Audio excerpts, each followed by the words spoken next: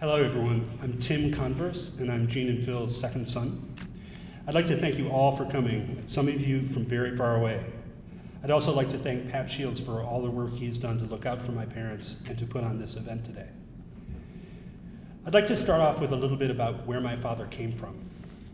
My father was born and raised in New Hampshire in a very religious Baptist family. By his account, his parents were loving and his childhood was happy and tranquil. He was the youngest and had the special good luck to fall under the tutelage of his brilliant older sister Connie, to whom he gave much credit for his early development. Although hundreds of years had passed since the time of Puritan New England, there had not been, shall we say, very much cultural drift over those years. His father Ernest was a Baptist minister who delivered guest sermons on the evils of alcohol, and his mother Evelyn was an active member of the Women's Christian Temperance Union. Both parents were well-educated, loving, and kind, but the broader culture was full of prohibitions and limitations. My mother joked that culture prohibited drinking, dancing, and card playing, and that my dad still avoided two of those.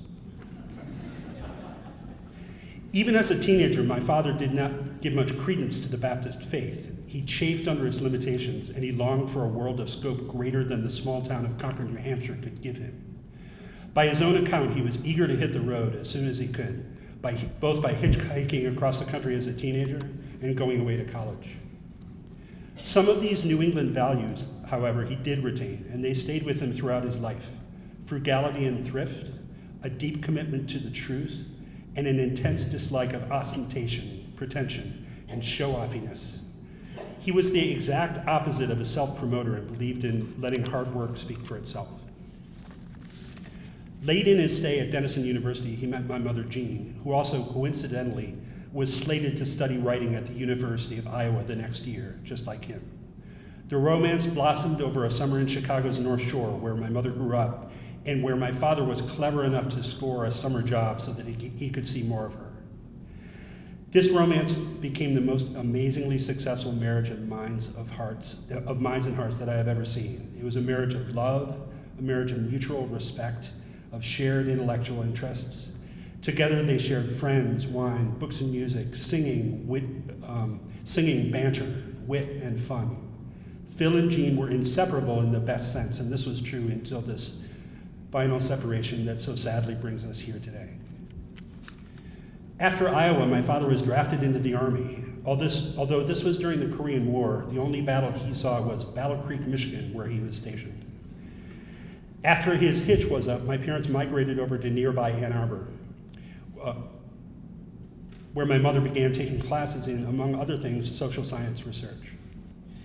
She began telling my father how interesting this stuff was. And eventually he did take a class with Angus Campbell and met Warren Miller. And you know how some professors complain about graduate students that just never leave?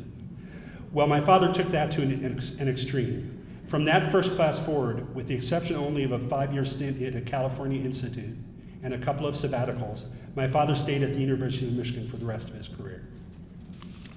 So Ann Arbor then was where my brother Peter and I began, an idyllic tree-lined place, as many of you know, where my brother and I were literally raised on Easy Street for the first years of our life, at least until my parents could afford to move closer to campus. My parents, and especially my mother, became deeply involved in the community of the University of Michigan and politically active, especially in the Vietnam-era anti-war movement. As you might have guessed, my father worked hard and worked long hours, but my childhood memories are still full of fun and challenging activities that we had together. He helped coach Little League, which I think he enjoyed more than I did, and taught both my brother and me chess. We went skiing whenever we could, including one glorious 3-week period between a quarter term at one school for me and a semester at another, which my parents creatively argued added up to a year of school. Music was central for the whole family, records and radio, singing, and for a while a group of people that met on Saturdays at the family home to improvise. For years, my parents hosted a yearly Christmas caroling party, but my parents did not need a special occasion to break out into song, often in harmony. As you might imagine, this pained both my brother and me as teenagers, even though I came to love it as an adult. I remember with special fondness the Gershwin and Schubert that my father painstakingly worked out on the piano, some of which is playing here today. My brother, my father, and I had many hours of extremely competitive ping pong in what my mother decorously called the lower basement. That funny room that was even lower than the basement and had 2 separate doors and 3 feet thick concrete walls. Only when my mother realized that even us children were calling it what it was, the bomb shelter, built by the former owners at the height of the Cuban Missile Crisis, did we all start calling it by its true name. It had the wonderful property of echoing and amplifying the groans of missed shots to upper floors to sound like the tortures of the damned. One day I came home from first grade and announced that I thought we should teach our cats to read. Out of this was born the Cat Maze Project, where my father, brother, and I built a knee-high maze in the attic for cats, out of cardboard with metal screening on top. The idea was that first the cats would learn the maze, and then we would start switching up the routes on them, and then we would put up signs indicating which route was in effect today, and soon, voila, cats who could read. Although the later parts of the project were never fully implemented, we actually got pretty far, from a totally bewildered cat meowing up at us to a trained maze professional running through the maze at speed for a record of 8.2 seconds by stopwatch. It's amazing what a little tuna motivation can do. Now, some people might find it weird that we built mazes for our cats in the attic, but we didn't think it was weird, and that was the important thing. My father was very much an introvert, although we've heard great testimony today to his professional successes and his public life. Going to meetings and giving lectures were things he had to psych himself up for, and he was relieved when they were done with. There were really only 2 situations in which my father was the happiest. First, alone with his love, Jean, and secondly, alone in his study, puzzling over some data that he was the first to really understand. Although his field was political science, and also he had strong political views, you should understand that his work was not political to him. It was really about what Feynman called the pleasure of finding things out. In his retirement, he worked on researching the genealogy of his mother's family with all the focus and attention to detail that he brought to the work you heard about from our earlier speakers. In some sense, he didn't care nearly as much as you might think about the subject matter. It was all about the process and about curiosity. Intellectually, he was deeply committed to evidence and to the scientific way of understanding. Although he was an aspiring novelist when young and studied fiction and writing in grad school, by later adulthood he had completely lost interest in fiction and once said to me, "Why should I read it when it's just something that someone made up?"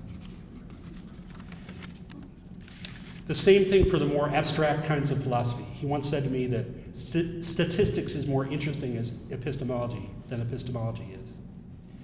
But in case that all sounds too serious, let's remember that he was also a jokester, and even as a young child, I remember his repeated pseudo-plaintive refrain, "Would I kid you?"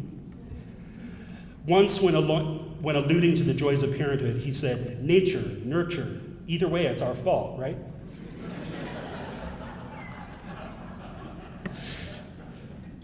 In a funny way, my father was also just about the least judgmental person I've ever met, and appeared to have little or no sense of class distinction or self-privilege.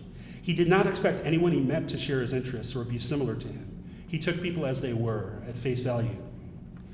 One of the triumphs of my father's later life was the flowering of interest in music by his sister Connie, a singer-songwriter in the 1950s who disappeared in 1974, leaving behind only bedroom demo recordings. He zealously guarded those reel-to-reel tapes for decades and did what he could to interest the world in them. The world remained uninterested, just as it had while Connie was around, until about 10 years ago, when a single track was played on a New York NPR affiliate radio station and caught the ear of 2 young sound engineers and record producers, and the word began to spread. The fact that Connie's music has now touched thousands of people was a source of deep satisfaction for him.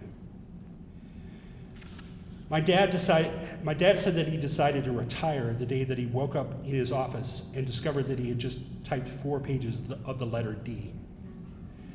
He also was determined to retire decisively and not haunt the halls of academia as a professor emeritus. What followed, though, was 20 years of a wonderful old age, active, working hard on his genealogy projects and his political writing, and sharing everything with his beloved Jean. Up until the age of 80, he was still playing doubles tennis and writing impeccably researched tomes on the genealogy of the Eatons. His decline when it came was swift. As recently as 2 years ago, he was still making long-distance drives to our northern Michigan cabins, playing croquet and mini-golf.